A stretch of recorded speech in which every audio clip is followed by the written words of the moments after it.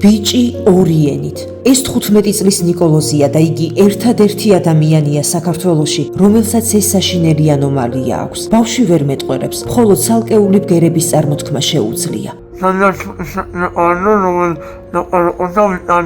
15 წლის განმავლობაში ნიკოლოზის ყოველი დღე ჯოჯოხეთია. გარდა ორიენის ბავშვს სხვა საშინელი დაავადებებიც აქვს. მის ზურგზე თითქოს ბორცვი ამოსულა. ბიჭი თანდაყოლილი გულის მანკით დაიბადა. ყველაზე საშინელება კი ისაა, რომ ნიკოლოს წინა გულთა შორისიც გიდი არ აქვს და მისი გული 4 კამერიანის ნაცვლად 3 კამერიანია. შესაბამისად, ჟანგბადი და ნახშირორჟანგი ერთმანეთს ერევა. ეს კი იმას ნიშნავს, რომ ბავშვის სიცოცხლე ფაქტობრივად ბეწვზე ჰკიდია და ყოველ წუთს შეიძლება, რომ მისმა გულმა სამუდამოდ შეაჩეროს ფეთქვა.